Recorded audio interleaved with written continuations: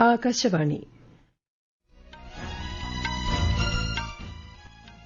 നമസ്കാരം.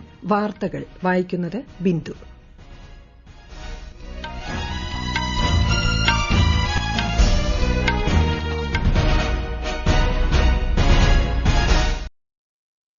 പ്രധാന വാർത്തകൾ. രാജ്യത്തെ 25 കോടി ജനങ്ങൾ ദാരിദ്ര്യത്തെ പരാജയപ്പെടുത്തിയത് വലിയ ജനവിജയമാണെന്ന് പ്രധാനമന്ത്രി നരേന്ദ്രമോദി. മഹാരാഷ്ട്രയിൽ 8 അമൃത പദ്ധതികൾക്ക് പ്രധാനമന്ത്രി തുടക്കം കുറിച്ചു. ഖേലോ ഇന്ത്യ യൂത്ത് ഗെയിംസിന് ഇന്ന് ചെന്നൈയിൽ തുടക്കമാകും. പ്രധാനമന്ത്രി നരേന്ദ്രമോദി ഉദ്ഘാടനം നിർവഹിക്കും. കേന്ദ്ര പദ്ധതികൾ ജനങ്ങളിലേക്ക് എത്തിക്കുന്ന വികസിത് ഭാരത് സങ്കൽപ് യാത്രയ്ക്ക് കേരളത്തിൽ മികച്ച പ്രതികരണം. അയോധ്യ ശ്രീരാമക്ഷേത്രത്തിലെ പ്രാണപ്രതിഷ്ഠയുമായി ബന്ധപ്പെട്ട മുന്നൊരുക്കങ്ങൾ അന്തിമഘട്ടത്തിൽ. 19ാമത് ചേരിചേര ഉച്ചകോടിക്ക് ഉഗാണ്ടയിൽ ഇന്ന് തുടക്കം. വിദേശകാര്യമന്ത്രി എസ് ജയശങ്കർ ഇന്ത്യയെ പ്രതിനിധീകരിക്കും.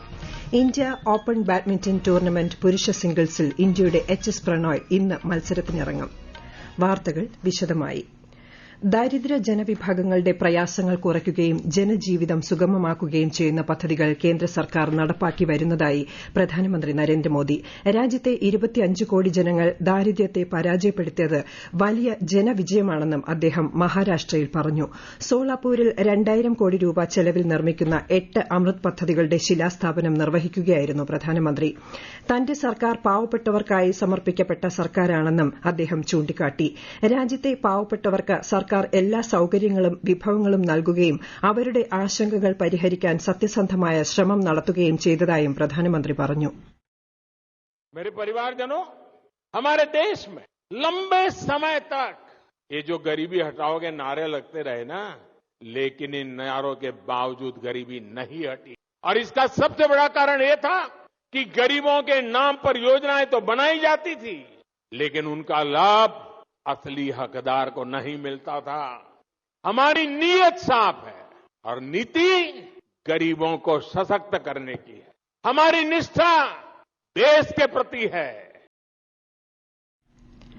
PM ആവാസ് യോജനയിലൂടെ മഹാരാഷ്ട്രയിൽ പൂർത്തിയാക്കിയ 90,000 വീടുകളും തൊഴിലാളികൾക്കായി സോളാപൂരിൽ നിർമ്മാണം പൂർത്തിയാക്കിയ 15,000 വീടുകളും പ്രധാനമന്ത്രി നാടിന് സമർപ്പിച്ചു. PM സ്വനിധി പദ്ധതിയിലൂടെയുള്ള ധനസഹായവും പ്രധാനമന്ത്രി ഗുണഭോക്താക്കൾക്ക് കൈമാറി. മഹാരാഷ്ട്ര മുഖ്യമന്ത്രി ഏക്നാഥ് ഷിൻഡെ, ഉപമുഖ്യമന്ത്രിമാരായ ദേവേന്ദ്ര ഫട്നാവിസ്, അജിത് പവാർ തുടങ്ങിയവർ ചടങ്ങിൽ സന്നിഹിതരായി. കർണാടക, തമിഴ്നാട് എന്നീ സംസ്ഥാനങ്ങൾ പ്രധാനമന്ത്രി ഇന്ന് സന്ദർശിക്കും. ഖേലോ ഇന്ത്യ യൂത്ത് ഗെയിംസ് പ്രധാനമന്ത്രി ചെന്നൈയിൽ ഉദ്ഘാടനം ചെയ്യും. വിശദാംശങ്ങളിലേക്ക്.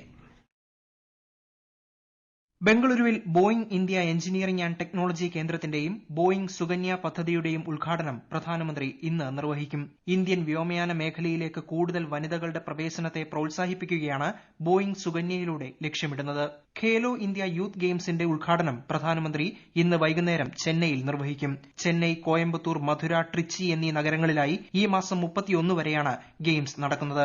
പ്രക്ഷേപണ മേഖലയിലെ 250 കോടി രൂപയുടെ പദ്ധതികൾക്കും പ്രധാനമന്ത്രി തമിഴ്നാട്ടിൽ ഇന്ന് തുടക്കം കുറിക്കും. DD Tamil channel, 8 സംസ്ഥാനങ്ങൾക്കായുള്ള 12 Akashvani FM പ്രോജക്ടുകൾ, ജമ്മുകാശ്മീരിലെ 4 DD ട്രാൻസ്മിറ്ററുകൾ എന്നിവ ഇതിൽ ഉൾപ്പെടുന്നു. 12 സംസ്ഥാനങ്ങളിൽ 26 പുതിയ FM ട്രാൻസ്മിറ്ററുകൾ സ്ഥാപിക്കുന്ന പദ്ധതിയുടെ ശിലാസ്ഥാപനവും അദ്ദേഹം നിർവഹിക്കും. നാളെ തിരുച്ചിറപ്പള്ളിയിലെ ശ്രീ രംഗനാഥൻ ക്ഷേത്രത്തിലും രാമേശ്വരം ശ്രീ രാമനാഥസ്വാമി ക്ഷേത്രത്തിലും അദ്ദേഹം ദർശനം നടത്തും. രാമേശ്വരം, അരിച്ചാൽ, മുനൈ, കോദണ്ഡ രാമസ്വാമി ക്ഷേത്രത്തിൽ ഞായറാഴ്ച ദർശനം നടത്തുന്ന പ്രധാനമന്ത്രി പ്രത്യേക പൂജകളിലും പങ്കെടുക്കും. News desk, Akashvani. കേന്ദ്ര സർക്കാരിന്റെ വികസനക്ഷേമ പദ്ധതികൾ ജനങ്ങളിലേക്ക് എത്തിക്കുന്നതിനും അർഹരായവരെ പങ്കാളികളാക്കുന്നതിനും വികസിത് ഭാരത് സങ്കൽപ് യാത്ര സംസ്ഥാനത്ത് വിവിധ ജില്ലകളിൽ ഇന്നും പര്യടനം തുടരും. തിരുവനന്തപുരത്ത് ഇന്ന് കരിക്കകം, ചാക്ക എന്നിവിടങ്ങളിലാണ് യാത്ര. ആലപ്പുഴയിൽ ചേർത്തല നഗരത്തിലും മണ്ണഞ്ചേരി, ആര്യാട് പഞ്ചായത്തുകളിലും യാത്രയെത്തും. തൃശൂരിൽ രാവിലെ ചാവക്കാട് നഗരസഭയിൽ യാത്രയ്ക്ക് സ്വീകരണം നൽകി. മലപ്പുറത്ത് തവനൂർ പഞ്ചായത്ത് തല പര്യടനം രാജ്യസഭാ MP ഭുവനേശ്വർ ഉദ്ഘാടനം ചെയ്തു. നാളെ ജില്ലയിലെ പഞ്ചായത്ത് തല പര്യടനം പൂർത്തിയാകും. അയോധ്യ ശ്രീരാമക്ഷേത്രത്തിലെ പ്രാണപ്രതിഷ്ഠയുമായി ബന്ധപ്പെട്ട മുന്നൊരുക്കങ്ങൾ അന്തിമഘട്ടത്തിൽ.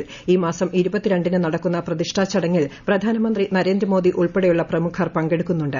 ചടങ്ങിന് മുന്നോടിയായി നടക്കുന്ന പൂജകൾ മറ്റന്നാൾ വരെ തുടരും. അയോധ്യയിലെ താൽക്കാലിക രാമക്ഷേത്രത്തിൽ പൊതുജനങ്ങൾക്ക് ഇന്നുവരെയാണ് ദർശനം അനുവദിച്ചിരിക്കുന്നത്.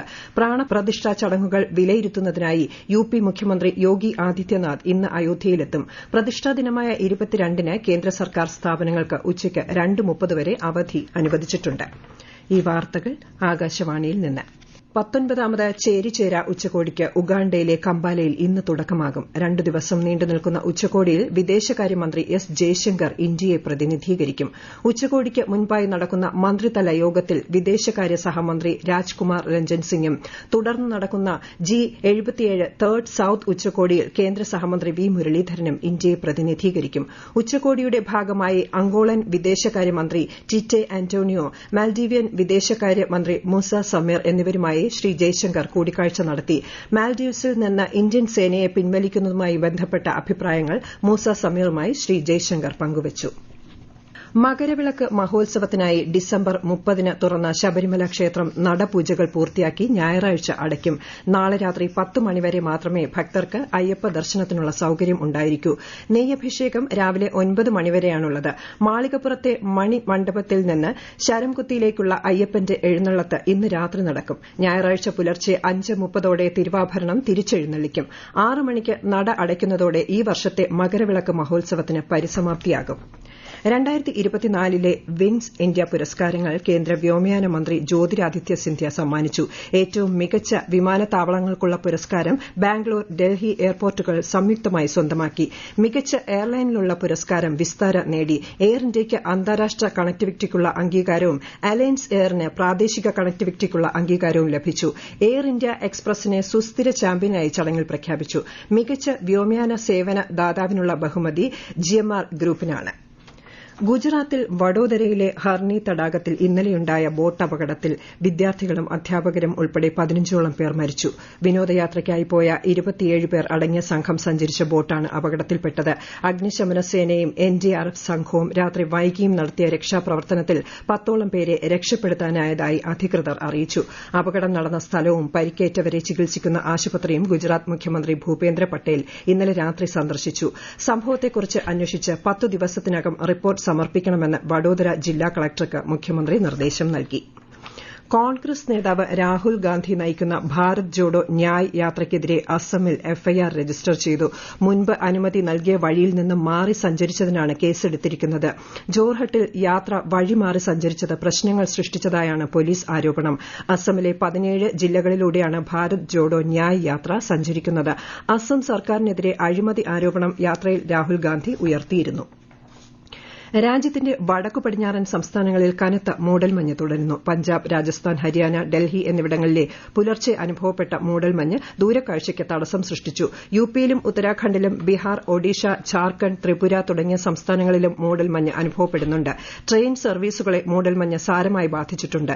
ന്യൂഡൽഹിയിലേക്കുള്ള 22 ട്രെയിനുകൾ വൈകി ഓടുന്നതായി ഉത്തര റെയിൽവേ അറിയിച്ചു. ന്യൂഡൽഹിയിൽ നടക്കുന്ന ഇന്ത്യ ഓപ്പൺ ബാഡ്മിന്റൺ ടൂർണമെന്റ് പുരുഷ സിംഗിൾസിൽ ഇന്ത്യയുടെ HS പ്രണോയ് ഇന്ന് മത്സരത്തിനിറങ്ങും.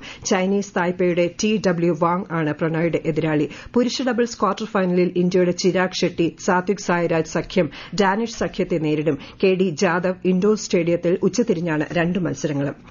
ഇറാൻ പാകിസ്ഥാൻ അതിർത്തി മേഖലയിലെ ഗ്രാമീണർക്ക് നേരെ പാകിസ്ഥാൻ നടത്തിയ ഡ്രോൺ ആക്രമണത്തെ ഇറാൻ വിദേശകാര്യ മന്ത്രാലയം അപലപിച്ചു. സംഭവം ഏകപക്ഷീയവും അംഗീകരിക്കാൻ പറ്റാത്തതുമാണെന്ന് ഇറാൻ പ്രതികരിച്ചു. പാക് ഇറാൻ അതിർത്തി മേഖലയായ ബലൂചിസ്ഥാനിലെ ഭീകര താവളങ്ങൾക്ക് നേരെ ഇറാൻ കഴിഞ്ഞ ദിവസം നടത്തിയ ആക്രമണത്തിന് മറുപടിയായാണ് പാകിസ്ഥാൻ ഡ്രോൺ ആക്രമണം നടത്തിയത്. പാകിസ്ഥാനുമായുള്ള മികച്ച സൌഹൃദ ബന്ധം എന്ന നയത്തിൽ ഉറച്ചു നിൽക്കുന്നതായും എന്നാൽ ജനങ്ങളുടെ സുരക്ഷയാണ് ഏറ്റവും പ്രധാനമെന്നും ഇറാൻ വ്യക്തമാക്കി. കേരളത്തിലെ 13% പ്രദേശങ്ങളും ഉരുൾപൊട്ടൽ ഭീഷണിയിലാണെന്ന് കേരള ഫിഷറീസ് സമുദ്ര പഠന സർവകലാശാലയുടെ റിപ്പോർട്ട്. 2017 മുതൽ 2020 വരെ ബഹിരാകാശ നിരീക്ഷണത്തിലൂടെ ഡീപ് ലേണിംഗ് ടെക്നോളജി ഉപയോഗിച്ച് നടത്തിയ പഠനത്തിലാണ് ഈ കണ്ടെത്തൽ. ഇതിന്റെ അടിസ്ഥാനത്തിൽ ഉരുൾപൊട്ടൽ സാധ്യതാ ഭൂപടം തയ്യാറാക്കി. ഇടുക്കി, പത്തനംതിട്ട, പാലക്കാട്, മലപ്പുറം, വയനാട് ജില്ലകളിലാണ് ഭൂരിഭാഗം പ്രദേശങ്ങളും. പ്രധാന വാർത്തകൾ വീണ്ടും. രാജ്യത്തെ 25 കോടി ജനങ്ങൾ ദാരിദ്ര്യത്തെ പരാജയപ്പെടുത്തിയത് വലിയ ജനവിജയമാണെന്ന് പ്രധാനമന്ത്രി നരേന്ദ്രമോദി. മഹാരാഷ്ട്രയിൽ 8 അമൃത് പദ്ധതികൾക്ക് പ്രധാനമന്ത്രി തുടക്കം കുറിച്ചു. ഖേലോ ഇന്ത്യ യൂത്ത് ഗെയിംസിന് ഇന്ന് ചെന്നൈയിൽ തുടക്കമാകും. പ്രധാനമന്ത്രി നരേന്ദ്രമോദി ഉദ്ഘാടനം നിർവഹിക്കും. കേന്ദ്ര പദ്ധതികൾ ജനങ്ങളിലേക്ക് എത്തിക്കുന്ന വികസിത് ഭാരത് സങ്കൽപ് യാത്രയ്ക്ക് കേരളത്തിൽ മികച്ച പ്രതികരണം. അയോധ്യ ശ്രീരാമക്ഷേത്രത്തിലെ പ്രാണപ്രതിഷ്ഠയുമായി ബന്ധപ്പെട്ട മുന്നൊരുക്കങ്ങൾ അന്തിമഘട്ടത്തിൽ. 19ാമത് ചേരിചേര ഉച്ചകോടിക്ക് ഉഗാണ്ടയിൽ ഇന്ന് തുടക്കം. വിദേശകാര്യമന്ത്രി എസ് ജയശങ്കർ ഇന്ത്യയെ പ്രതിനിധീകരിക്കും. ഇന്ത്യ ഓപ്പൺ ബാഡ്മിന്റൺ ടൂർണമെന്റ് പുരുഷ സിംഗിൾസിൽ ഇന്ത്യയുടെ HS പ്രണോയ് ഇന്ന് മത്സരത്തിനിറങ്ങും. വാർത്തകൾ കഴിഞ്ഞു. അടുത്ത വാർത്താ പ്രക്ഷേപണം വൈകുന്നേരം 6:30.